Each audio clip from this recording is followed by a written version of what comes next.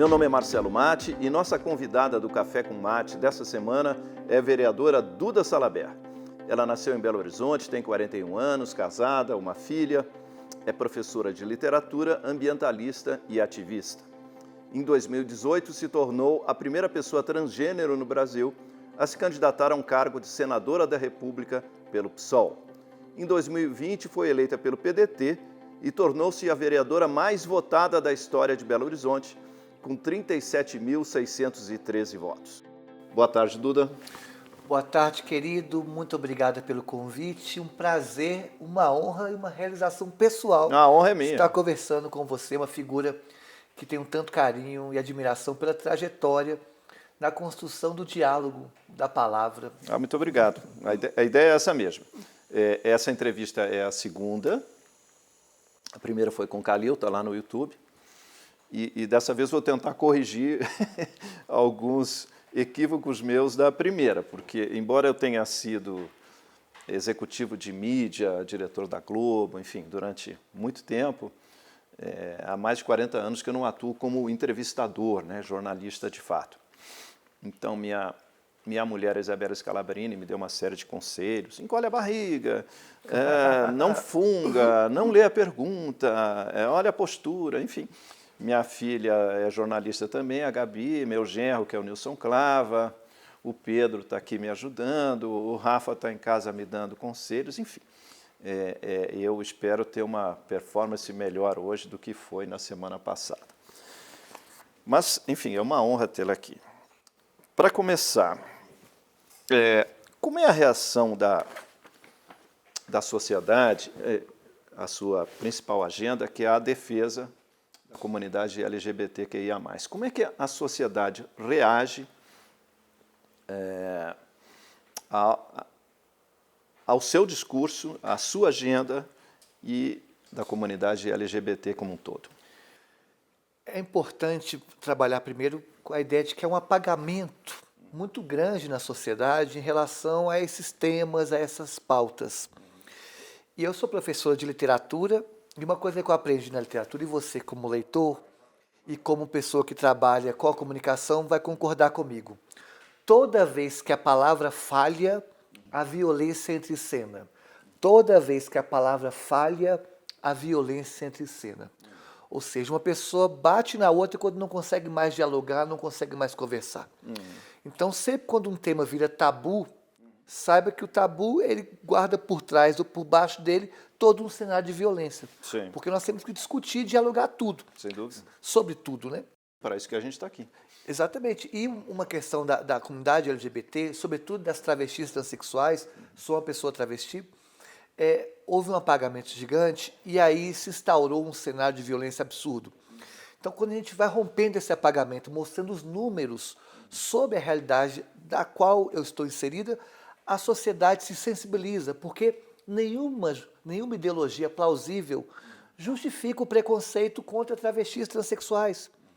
Então, se você é liberal, a base do liberalismo é o respeito às escolhas individuais. Sem dúvida. E eu tenho direito sobre o meu corpo, sobre minha identidade. Então, ser liberal não justifica um preconceito contra a comunidade trans. No Brasil, aliás, abrindo um parênteses sobre a sua fala, esses conceitos e sinais estão todos trocados, né? Hoje se fala aqui em liberdade para defender o autoritarismo, se critica o liberalismo como se ele fosse preconceituoso, é o contrário, né? O liberalismo é exatamente a defesa dos direitos do cidadão de fazer as suas próprias escolhas. Exatamente. Né? Não é só uma agenda econômica. Enfim, mas os sinais estão todos trocados. Mas a pergunta que eu te fazia é sobre como é que a sociedade reage à sua principal agenda, que é a defesa da comunidade LGBTQIA+, porque a violência no Brasil é muito grande. Eu sei do seu histórico, e nós tivemos recentemente o assassinato da deputada Marielle Franco no Rio de Janeiro, que também defendia uma agenda muito semelhante.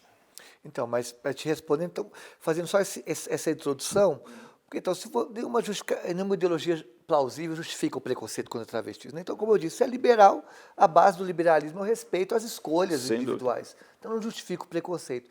Se você é conservador, a base do conservadorismo é o respeito às instituições e à legislação do país. E no Brasil, transfobia é um crime inafiançável. Então, não justifica o preconceito contra nós. Se você é religioso, o pilar de todas as religiões é o respeito e o amor ao próximo. Sem dúvida. Também não justifica o preconceito contra nós travestis. E se você é progressista, é dever do campo progressista dar visibilidade a essas identidades e pautas historicamente apagadas. Então, por que eu disse isso? Para te responder. Então, quando nós levamos os números do grupo que faço parte, que represento, se escancara um cenário de vergonha para o Brasil. Nós somos o país, há 14 anos consecutivos, que mais mata travestis transexuais. É comum as pessoas dizerem, mas nós somos o país que mais mata policial, o número de feminicídios no Brasil é o número de guerra, são violências contra todos os grupos sociais, porque está no DNA do país a violência. Só que no caso das pessoas travestis transexuais, a vulnerabilidade é tamanha que, além de ser o país que mais mata travestis do planeta, 80% dos assassinatos ocorreram com uma violência exagerada, com requintes de crueldade. 90% das travestis transexuais do país na prostituição. Isso antes da pandemia. Com a pandemia, a crise econômica se agudizou. Então, ninguém é feliz em morar num país em que um grupo populacional, 90% dele está na prostituição. O que mostra que a prostituição para nós, travestis transexuais, é quase que compulsória, quase que obrigatória. Sim, se o mercado de trabalho não Não aceita. aceita. A UFMG mapeou as travestis de Belo Horizonte e mostrou que 91% das travestis transexuais de Belo Horizonte não concluíram o ensino médio. Ou seja, o que mostra que nas escolas também é um espaço, muitas das vezes, de violência contra a diversidade. Então, quando nós começamos a mostrar esses números, independente da ideologia, cada um vai usar a sua ferramenta para tentar superar esse cenário de segregação. Então, um dos motivos de a gente ter tido muito voto, na última eleição, eu fui a vereadora mais votada da história de Belo Horizonte, Sim. eu acho que se deve muito a isso, porque essas pautas que nós carregamos nunca foi pauta da esquerda. Posso servir um café? Pode, obrigada, viu? Se nós temos um país que 90% das travestis estão na prostituição, é que nós nunca fomos pauta nem do centro, nem da direita, nem da esquerda, nem de nenhum lugar. Sim. Então, quando nós levamos esse debate para a sociedade, há um acolhimento, uma sensibilização e uma provocação para querer mudar a realidade, né? Doce? Ou puro? Puro. Puro, eu também tomo puro. Meu filho tinha, De doce já basta a vida, não é? me ensinou a tomar café puro para apreciar o café. Mas a senhora já recebeu ameaças de morte. Sim. Como foi isso? Em 2018, como você colocou na introdução da entrevista, eu fui a primeira travesti ou transexual do país a pleitear o cargo de senadora da República. Certo. Teve mais de 300 mil votos. Isso. Quando eu lanço essa candidatura, 2 pontos importantes. Eu lancei minha pré-candidatura na parte da manhã, anunciei. Dei 14 aulas naquele dia, porque eu continuei dando aula.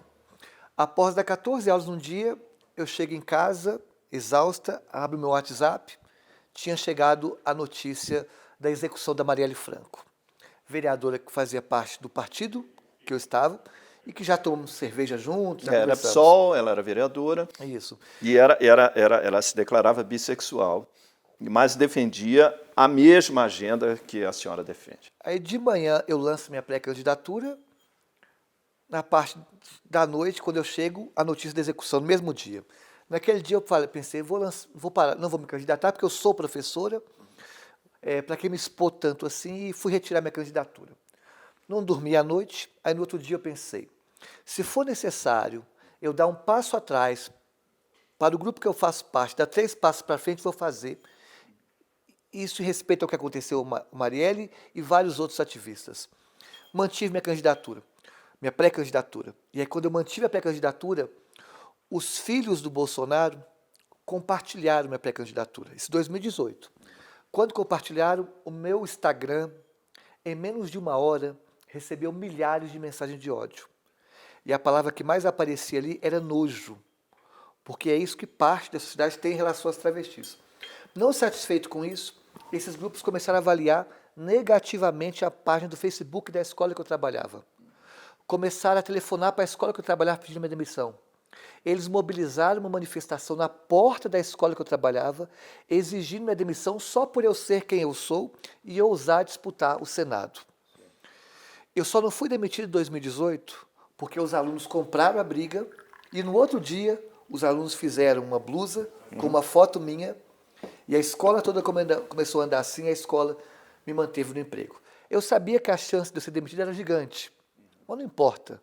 O que eu estava disputando naquela eleição não era voto, era consciência.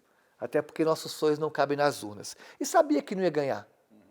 Mas a vitória que nós queríamos naquele contexto não era eleitoral, era política. Isso em 2018. 2020, então não ganhei a eleição de 2018, né? Mas terminei com uma votação expressiva, e aí abre um parênteses importante para chegar na sua resposta, na sua pergunta, que naquela eleição de 2018, eu fiz a campanha toda dando aula, fiz a campanha com R$ 15.690. Para quem não sabe, a campanha de Senado, depois de presidência, é a mais disputada. A campanha da Dilma, de quem eu ganhei algumas urnas aqui, foi 4 milhões. Pacheco, Viana, milhões também. Terminei a campanha com 350 mil votos. Fato que me colocou como a pessoa mais votada do partido que eu fazia parte. Aí as pessoas falam, Duda, isso foi sua maior vitória? Eu falo que não. Eu fui votado em todas as cidades de Minas. Por menor que seja a cidade, eu tive voto. As pessoas falam, Duda, essa foi sua maior vitória? Eu falo que não. A maior vitória que tive foi saber que por onde eu passo, tem pessoas que falam assim, Duda, meu pai não me aceita não, mas diz que votou em você. E eu respondo, teu pai te aceita sim. Ele tem dificuldade para aceitar seus próprios preconceitos. E seu pai não votou em mim não. Ele votou nele mesmo, dizendo que a partir daquele dia, ele iria olhar a diversidade de outra forma. Essa foi a maior vitória nossa naquele ano. Saber que 351 mil pessoas de Minas Gerais avançaram em consciência. E isso é fundamental a gente disputar. E aí, 2020, a crise econômica se aprofunda no Brasil, não basta disputar a consciência e disputar o concreto também. E aí eu vou para a sua pergunta. Me candidato para vereadora. Não, mas antes disso, a senhora foi demitida da Bernoulli, pediu demissão da escola. Vai chegar agora. Não, continuei dando aula. E aí, em 2020, me candidato para vereadora. Fiz uma campanha discutindo questões estruturantes para a cidade. Não saí de casa nenhum dia. Você não vai ver uma foto minha na rua, porque era contexto de pandemia. Respeito a minha saúde e a saúde pública. Não imprimi nenhum santinho, nenhum panfleto, nada. Campanha lixo zero. Porque, segundo o Tribunal Superior Eleitoral, a quantidade de lixo eleitoral gerada na campanha de 2016 daria para produzir 40 milhões de livros. Entre 40 milhões de livros e aquela quantidade de lixo jogado no chão, fizemos campanha lixo zero. E aí vem, terminei a eleição como a pessoa mais votada da história de Belo Horizonte, com quase o dobro dobro de voto do recorde anterior. E aí no outro dia, eu abro meu e-mail, 3 ameaças de morte. Do maior grupo de ódio da internet brasileira, do qual surgiram aqueles terroristas que cometeram o atentado na escola de Suzano. E o e-mail dizia que eles iriam me matar e transformar a escola que eu dava aula num mar de sangue. Não satisfeito com isso, parecido com 2018, esse mesmo grupo mandou e-mail para os donos da escola que eu trabalhava, para a direção da escola que eu trabalhava e para alguns professores da escola que eu trabalhava, dizendo que se aquela escola me mantivesse como professora, aquela escola viraria um mar de sangue. E aí eu sou demitida. Eu prometi na campanha que ia continuar dando aula, porque eu posso estar na política, mas sou professora. Até porque eu entendo que meu papel em sala de aula é muito mais importante do que meu papel no espaço legislativo. Até porque no espaço legislativo eu crio leis e fiscalizo leis, mas em sala de aula eu crio consciências. E o que muda não são novas leis, são novas consciências. Já dizia o Gabriel Pensador naquele verso, muda, que quando a gente muda, o mundo muda com a gente. A gente muda o mundo é na mudança da mente. Enfim, fui demitida e como eu lido com as ameaças de morte, esse ano vou disputar as eleições de novo, com uma escolta de segurança, com o risco de morte, minha família também. Escolta de segurança? Sim. Do Estado ou particular? A gente vai ser particular, está conversando com o partido, e aí eu te respondo com a frase que eu usei antes. Sei dos riscos que eu corro, mas se for necessário, dar um passo atrás, o grupo que eu faço parte dar 3 passos para frente, nós vamos fazer. O que causa tanto ódio, ou até a palavra, ou sentimento nojo, como a senhora disse, nas pessoas, Por que existe tanto ódio em relação à comunidade LGBTQIA+. É uma soma de fatores, né, de como se desenvolveu o processo histórico no Brasil, mas também na América Latina e no mundo, né? Sobretudo a nossa cultura. Tem que pensar que os discursos estruturantes que sustentam a nossa sociedade, eles, em determinado momento, acabou nos tratando como o que há de pior. Então, a medicina, por exemplo, a ciência tem um papel fundamental para a sociedade. Temos que lembrar que até 2018, nós, travestis transexuais, éramos reconhecidas pela OMS como transtorno mental. Tem que lembrar que a homossexualidade foi tratada como transtorno mental até 1990. E é até crime na Inglaterra, por exemplo, nos anos 50. Isso. A transexualidade é crime em vários locais do mundo e até 2018 era um transtorno mental. Aliás, deixa eu abrir um parênteses. A perseguição à comunidade LGBTQIA+, enfim, ela é muito semelhante fora do Brasil, tanto nos governos de esquerda quanto os de direita. Né? Aqui no Brasil, e aí isso é parte dessa confusão conceitual que nós temos no Brasil, a gente falava de liberalismo, mas, enfim, na verdade, vários conceitos aqui têm sinais trocados. O que é de esquerda, o que é de direita, o que é social-democracia, o que é liberdade, enfim. E nós pudemos observar, no século XX, que as ditaduras de esquerda perseguiram os homossexuais, enfim, toda a comunidade LGBTQIA+, na União Soviética, na Coreia do Norte, continua perseguindo, inclusive, em Cuba, enfim, hoje na Hungria, e hoje também num regime autoritário de direita, como é o caso da Rússia de Putin e em outros países. Né? Enfim, então esse carimbo de isso é de esquerda, isso é de direita, não corresponde à realidade no caso desse tema. Né? E eu acho que a senhora percebeu isso quando esteve no PSOL e agora quando milita no PDT. Ou seja, há setores do seu partido hoje que não apoiam a sua militância. Sim. Né? E já houve controvérsias dentro do PDT sobre a sua agenda e a sua militância, não é isso? Sim, acho que há dois pontos muito importantes. Em primeiro lugar, isso. Assim, muito importante a comentar. agenda LGBTQIA+, afinal de contas, é de esquerda, é de centro, é de direita ou ela é partidária? Pô, nós estamos lutando por direitos humanos. Né? E aí, o histórico de direitos humanos tem relação com o liberalismo, inclusive, né? Mas a gente está discutindo questões básicas. Se nós moramos numa capital em que 91% de um grupo não concluiu o ensino médio, 90% é na prostituição, 41% toca HIV, 6% foram expulsos de casa com menos de 13 anos de idade, isso aí, se não for pauta do centro, da esquerda, da direita, eu não sei de onde que vai ser. Porque a gente está discutindo um projeto de sociedade que respeite o que é o ser humano, que é diverso e plural. Sem dúvida. E foi muito importante você comentar das ditaduras, tanto de esquerda como de direita, houve essa perseguição em relação à comunidade LGBT, porque de fato é um fato, porque, na verdade, a luta pela dignidade da pessoa LGBT é uma luta histórica dentro de todos os campos sociais. Né? Agora, em relação aos partidos, resistência há, porque os partidos eles são espelhos da sociedade. Então, se nós vivemos numa sociedade extremamente preconceituosa, isso vai se manifestar nos partidos. Os partidos são extremamente racistas, extremamente machistas, LGBTfóbicos, elitistas. Inclusive os de esquerda? Inclusive os de esquerda. A nossa luta é para que dentro dos partidos a gente consiga transformá-los como uma ferramenta fundamental. O que difere a questão de centro, de esquerda e de direita é a pauta econômica, é a visão econômica. Então a gente pode ter concordâncias econômicas e dentro desse processo debater justamente outras agendas. Como a questão ambiental, a defesa do patrimônio histórico, da cultura, enfim. Mas aí, resumindo, os partidos, infelizmente, acabam sendo mais uma ferramenta para a manutenção do status quo, né? Em vez de ser uma ferramenta de transformação como deveria ser. Eles são mais conservadores do que transformadores na prática. Exatamente. Né? Esse mês se comemora o orgulho LGBTQIA+, do mundo inteiro, a partir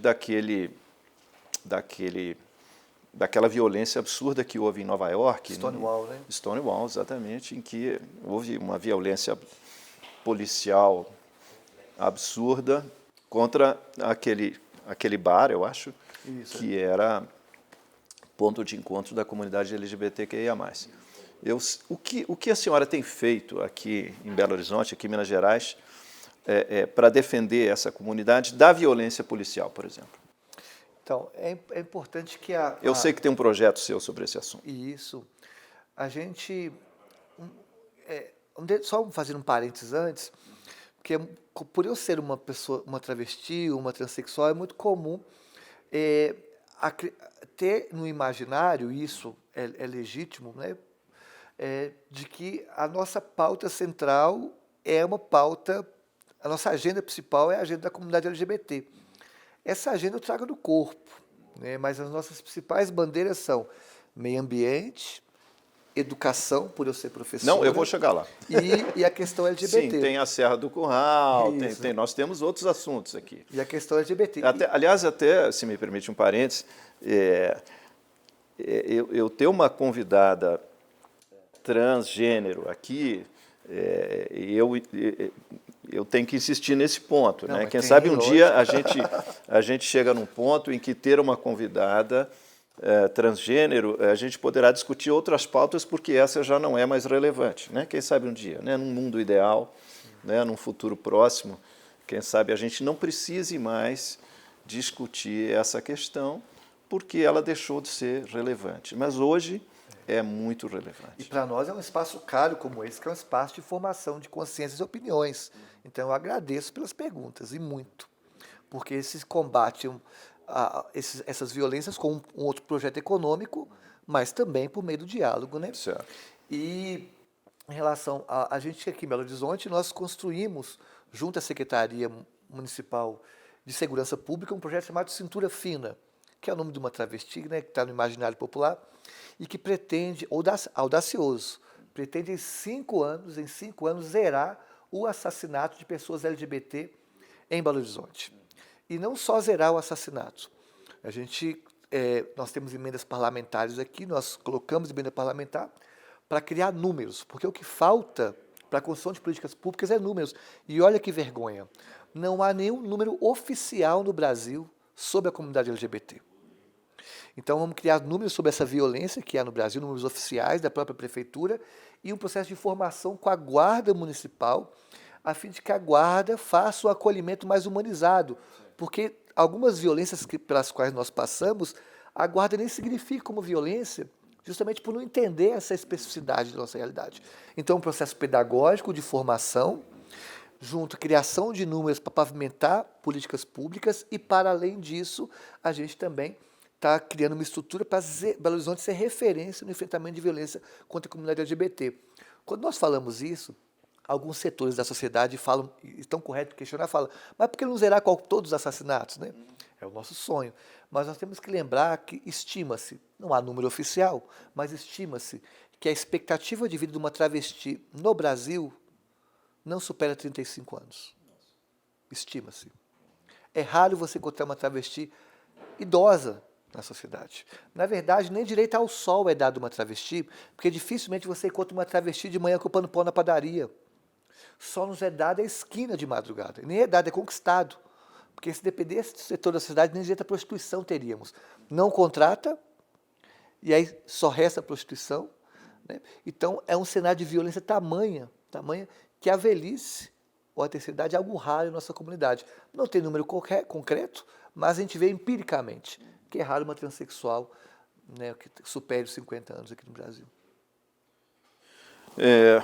O que representa para a comunidade LGBTQIA+, a reeleição do presidente Bolsonaro?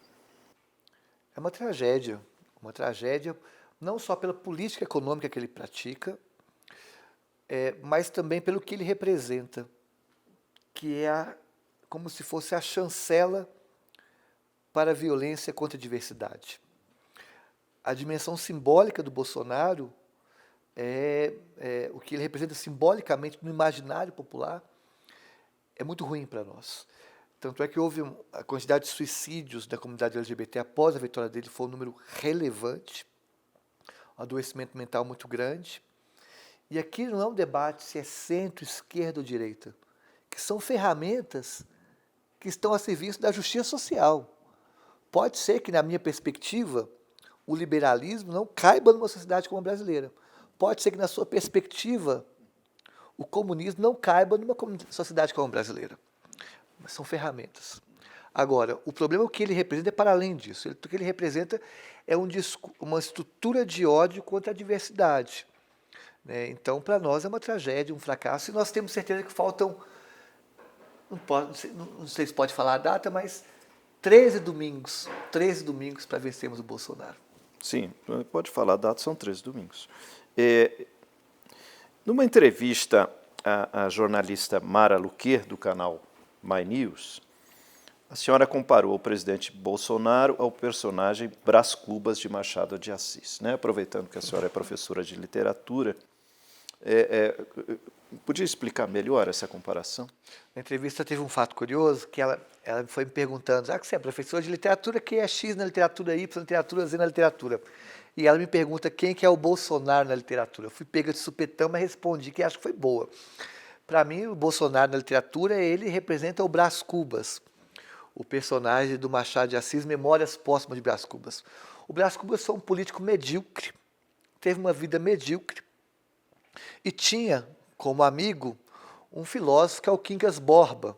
E o Quincas Borba criou a teoria do humanitismo, que é uma ideia de que os mais fortes têm que dominar a sociedade e os mais fracos têm que se ajoelhar perante os mais fortes. Tanto é que é do Quincas Borba aquela frase: ao vencido, ódio ou compaixão, ao vencedor, as batatas. Né?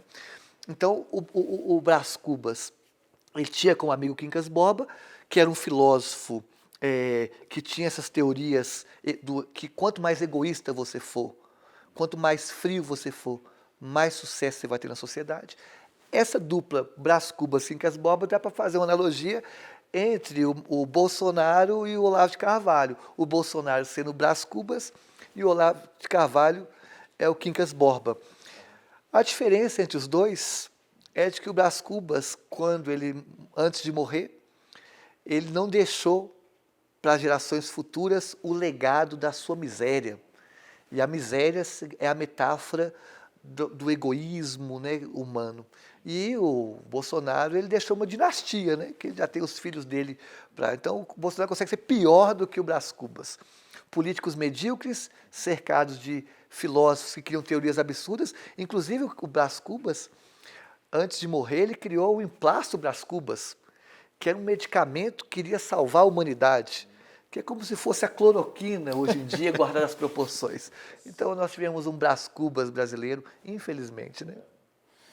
Já que a senhora se propõe a ocupar um espaço no parlamento para defender as suas ideias, as suas propostas e transformar esse espaço num espaço transformador de consciências, né? Por que não tentar logo um cargo no Executivo, tipo o governo do Estado? Está na sua perspectiva? Olha, em 2018, quando eu me filiei ao partido que fazia parte, eu não queria me candidatar. Eu sou professora, eu posso estar na política, mas sou professora.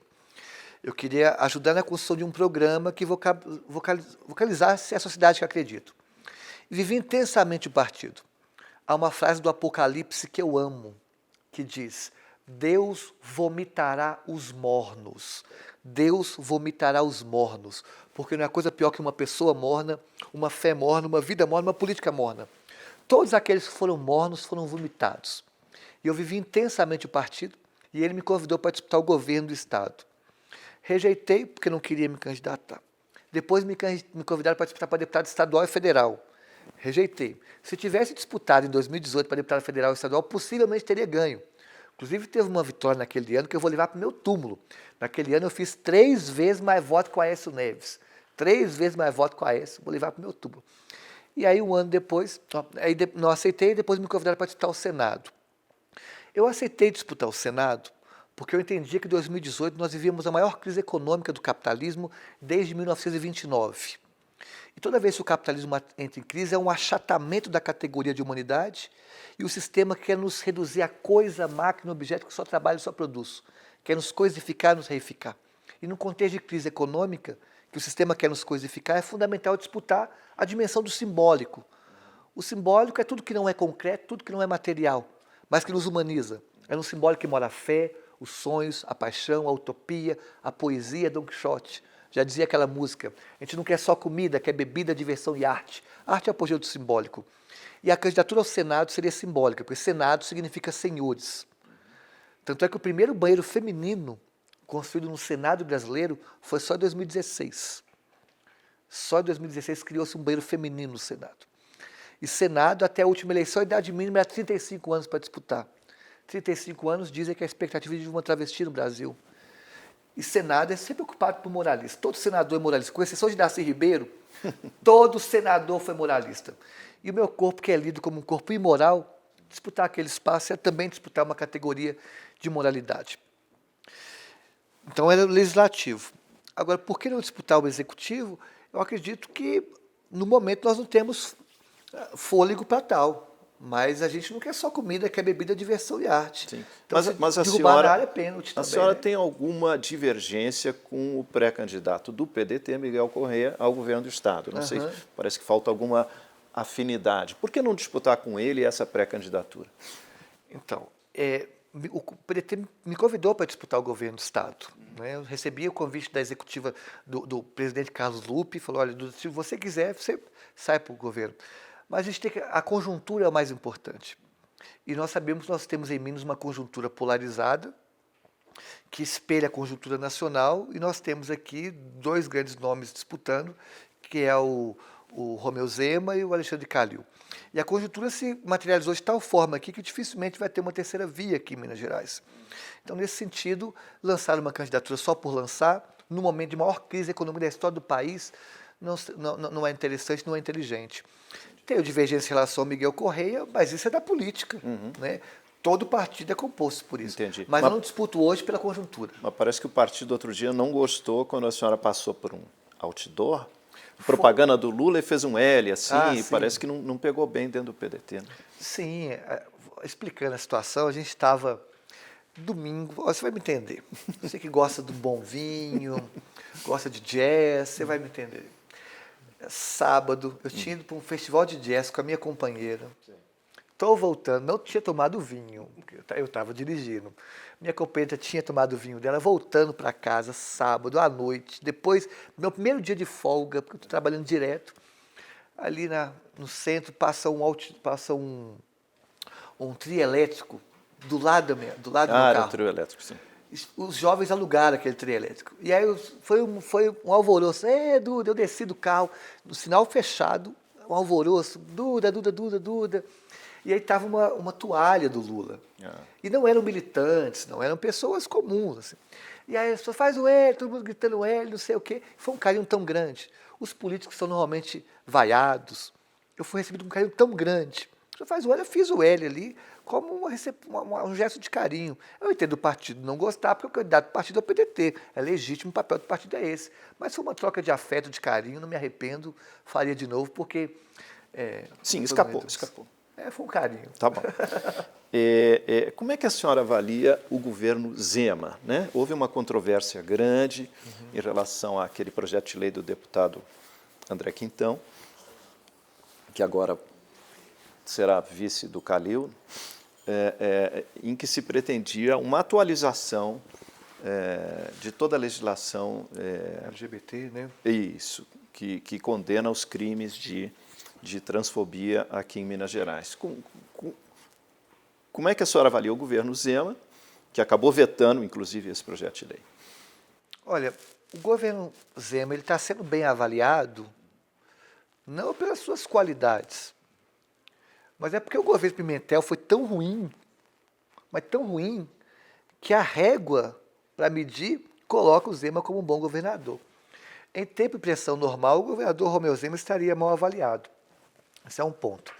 Eu avalio uma gestão ruim, porque ele reproduz uma dinâmica de enfrentar uma crise do neoliberalismo com mais liberalismo, nós temos a posição contrária. Tem que lembrar que logo após,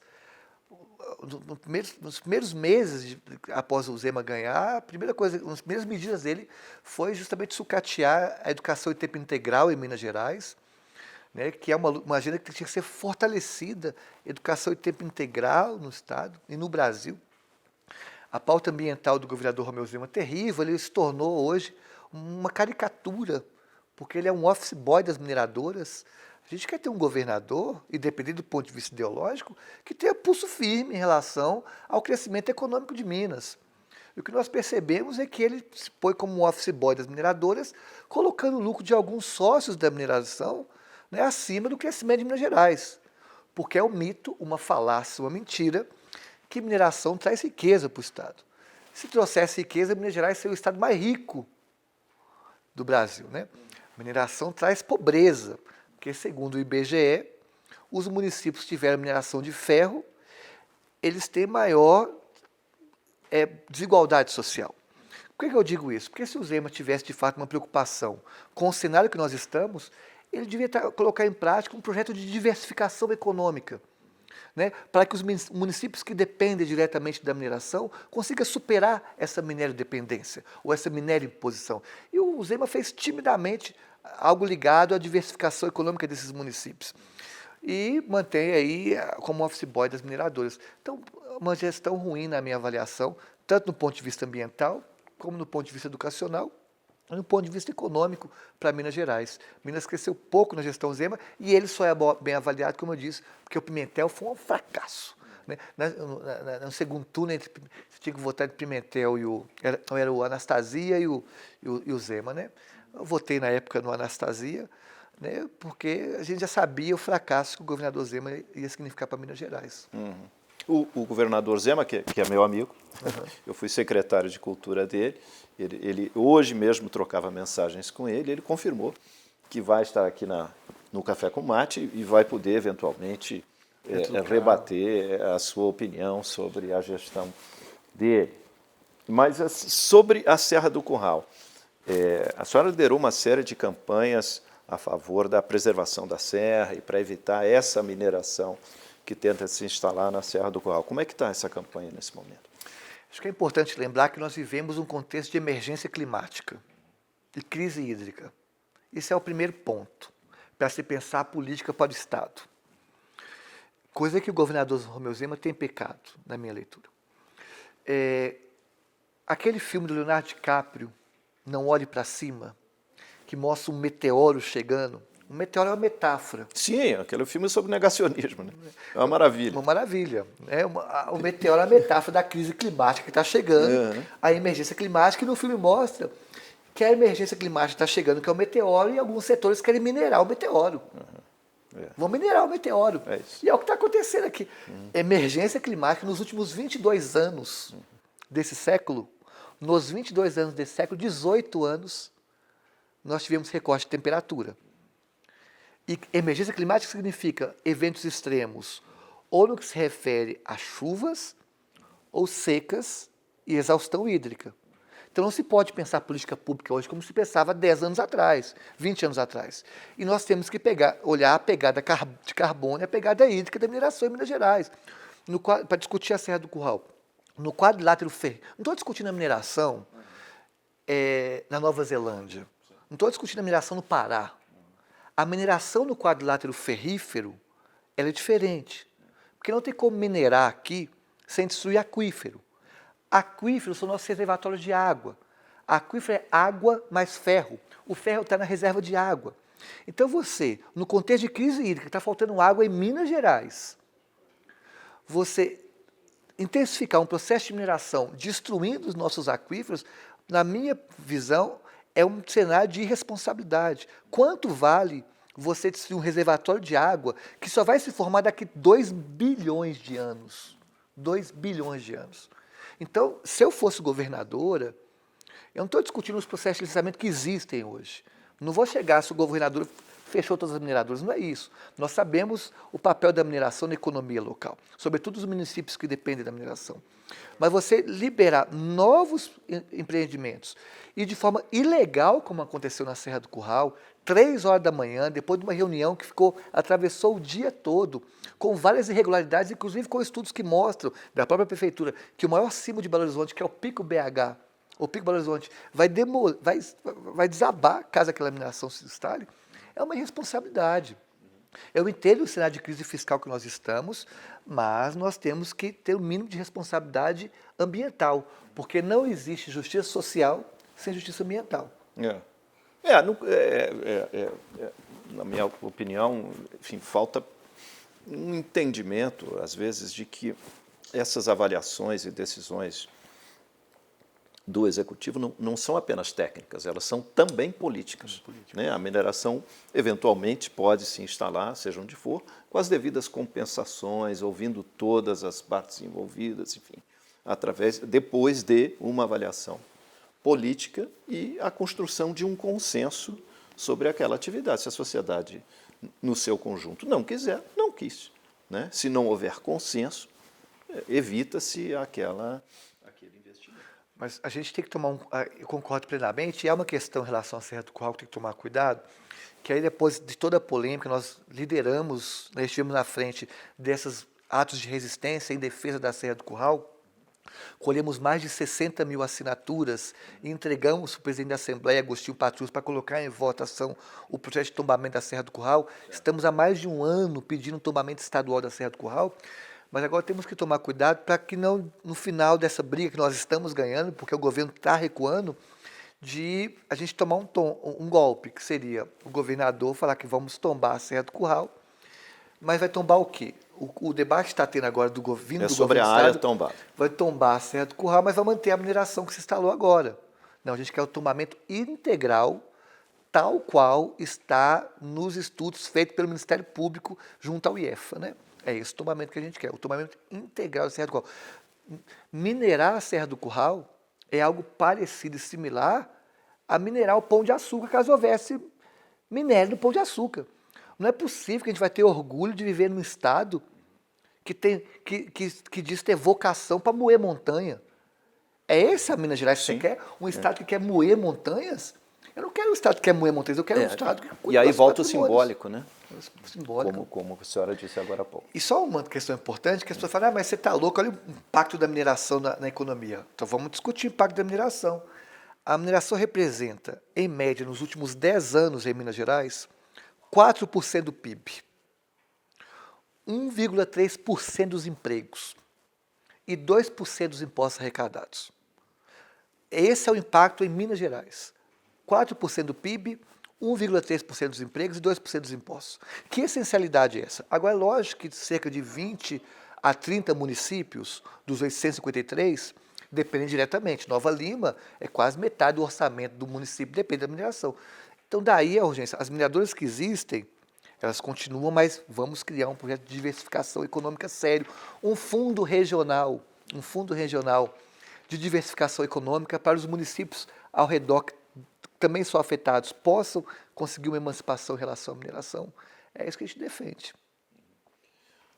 Voltando um pouquinho ao tema original, além do preconceito e da violência contra a comunidade LGBTQIA+, nós tivemos uma polêmica importante nos últimos dias, que foi o caso daquela menina de 11 anos, estuprada, e que uma juíza, se não me engano, de Santa Catarina, tentou impedir o aborto legal daquela menina. Ou seja, além dos preconceitos e da violência contra a comunidade LGBTQIA+, nós temos vários outros tipos de absurdos nesse país, como o próprio racismo, enfim, a questão dos povos indígenas, enfim, a violência contra a mulher, a violência doméstica, enfim, nós temos um conjunto de violências e de absurdos e atitudes assim, abomináveis no país. O que pode ser feito, pensando neste conjunto e não apenas na comunidade LGBTQIA+, o que pode ser feito, afinal de contas, para construir uma nova consciência, né, a respeito desse conjunto de atitudes? A gente está num cenário tão ruim, porque é aquilo que a gente estava falando no começo. um sistema econômico em crise vai achatando a categoria de humanidade e criando uma grande erosão no processo intelectual de consciências. Então a gente está num cenário tão crítico que a gente tem que lutar para não perder o que conquistamos. Está difícil a gente poder avançar, né, em algumas agendas que são importantes para o combate à segregação e violência que há no país. Nós temos que tentar lutar, como é o caso trágico dessa menina de 11 anos, que tem o direito assegurado, né, ao aborto pelo estupro que cometeu. A gente está falando de uma criança que foi estuprada. Né, e mesmo assim setores mais ultraconservadores, né, filtram a fim de querer que esse direito seja recuado e que ela, né, perca esse direito. É vergonhoso. Eu acredito que não existe. São duas ferramentas fundamentais, que é a ferramenta política e a ferramenta educacional. O problema é que nós também, nesse cenário de crise, há uma perseguição tamanha a professores, né, que o professor que discute pautas essenciais, que é o combate ao racismo, combate à violência de gênero. O número de feminicídios no Brasil é número de guerra. Isso. A violência doméstica contra as mulheres é Terrível. absurda. Discutir o aborto, que é seguro, é garantido por lei, em alguns casos como esse, alguns professores são tratados como doutrinadores, cria-se uma caricatura do debate. Eu acho que a gente tem que refundar o Brasil, porque o estrago que o Bolsonaro causou foi tamanho que, sobretudo nessas pautas que são progressistas, para a gente avançar contra a sociedade, é difícil. Exatamente. Para finalizar, é sobre a reconstrução do próprio debate, né? Reconstruí-lo em novos modos, em novos modelos. Eu acabei de ler e sugerir, recomendar no meu Instagram, no meu site, o livro do jornalista e filósofo Francisco Bosco. O livro se chama O Diálogo Possível. E ele afirma nesse livro que o Brasil precisa de consensos transformadores e não de trincheiras estridentes, né? E o que se vê de vez em quando é, por exemplo, tivemos o caso daquela atriz que foi estuprada e doou o filho para adoção, e ela foi linchada na internet por ter doado o filho para adoção, teve sua identidade revelada, o que é um absurdo, e pretensos formadores de opinião da internet destruíram ou tentaram destruir a reputação dessa moça. Ou seja, as trincheiras estão ficando cada vez mais estridentes. E, às vezes, eu posso até ser mal entendido, mas os próprios grupos identitários, eles apontam o dedo para pessoas ou instituições sem que haja provas, sem direito a contraditório, né, sem que a pessoa ou a instituição possa se defender, apontando misógino, racista, transfóbico. Enfim, isso se transforma num linchamento digital tão injusto, tão antidemocrático, que pode até prejudicar a própria luta desses grupos identitários pelas suas causas. O que a senhora acha dessa política de cancelamento de determinados grupos? Eu acho que nós lutamos por uma sociedade que tenha muito mais pontes do que muros. Esse é o ponto. Né? Então, nesse sentido, eu mostro a tese, você a antítese, a sociedade faz a síntese. Ouvindo o diálogo. E o diálogo é pedagógico e transformador. Então, eu tenho uma posição bastante contrária, entendendo que algumas posições do que chamam de cancelamento, em alguns momentos, são ferramentas que alguns grupos eventualmente podem utilizar, importantes e necessárias, né, e justas. Né? A questão é a justiça. A justiça, quando o fim é a justiça. Agora, quando se o fim das coisas é justiça, e no processo, porque eu falo Guimarães, o Riobaldo, no Grande Sertão Veredas, né, do Guimarães Rosa, o que importa não é o ponto de chegada nem o ponto de partida, o que importa é a travessia. Sem dúvida. E se o processo até a justiça social se dá como um processo pedagógico, para ambos os lados, ótimo. Agora, se você puramente quer aniquilar o outro, silenciar o outro, sem que haja aí um processo transformador do outro, inclusive, aí não vale a pena. Aí é violência pela violência. E aí é quem grita mais, né? Só que um grito virtual. E aí eu sou totalmente contrário. Se eu vou te fazer um cancelamento como uma sanção a uma atitude que você fez que lhe faz refletir, né? Mas não é um cancelamento de não dar espaço para o diálogo, para a conversa. Né? Então eu sou contrária, toda vez que apaga o diálogo eu sou contrária. E acho que o que falta para a gente é voltar a discutir questões estruturantes mesmo. Né? E aí o debate sobre coisas estruturantes e buscar consenso a partir delas. Porque nós estamos pegando detalhes em vírgulas e esquecendo o que é fundamental para a sociedade. Então vamos voltar a discutir reforma agrária, vamos voltar a discutir reforma urbana. Aqui em Belo Horizonte tem mais prédio vazio do que pessoas em situação de rua.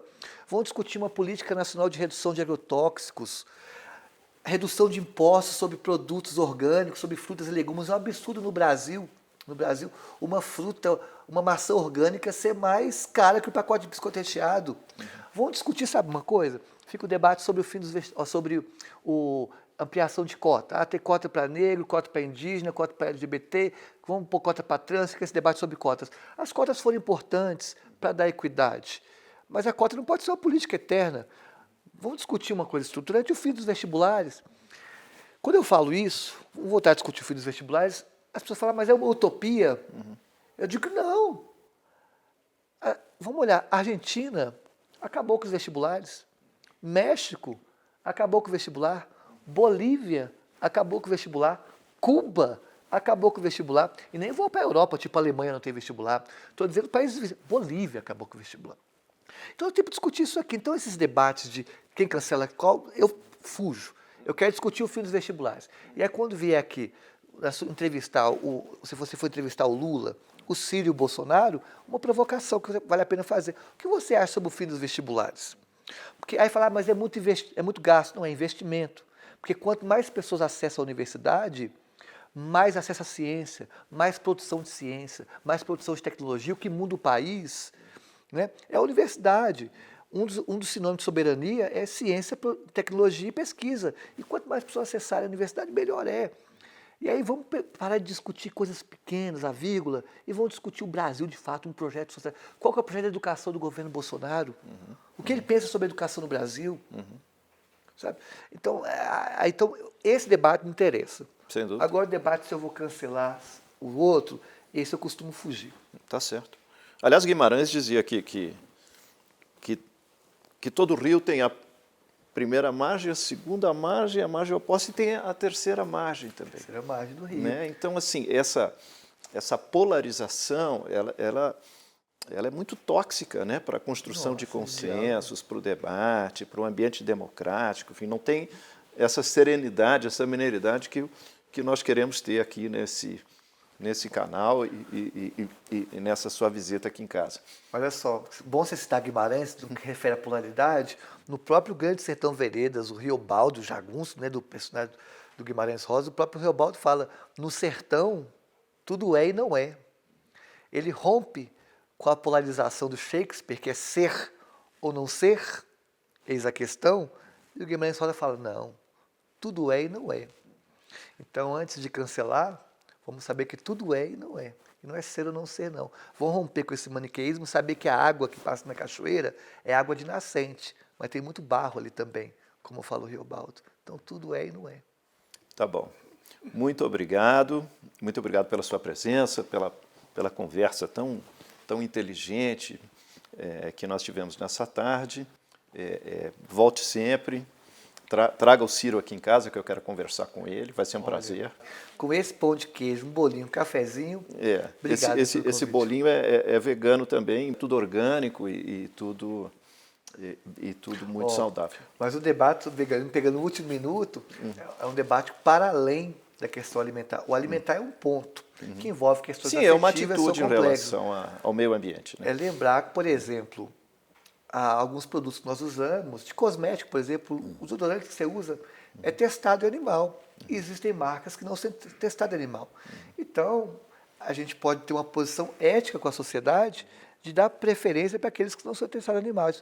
Porque se a gente quer um mundo melhor, para terminar, eu sei que eu extrapolou o tempo, nós temos que, no momento de crise climática, nós temos que superar a visão antropocêntrica e avançar para uma visão ecocêntrica, ou seja, não entender apenas o ser humano como sujeito de direito, entender a natureza como sujeito de direito, valorizar não só a vida humana, mas todas as formas de vida. Sim. E já dizia, e sintetizado... Cada forma de vida é sagrada. Sintetizado no verso do Manuel de Barros, que diz que o cu de uma formiga tem mais valor do que uma bomba atômica. Né?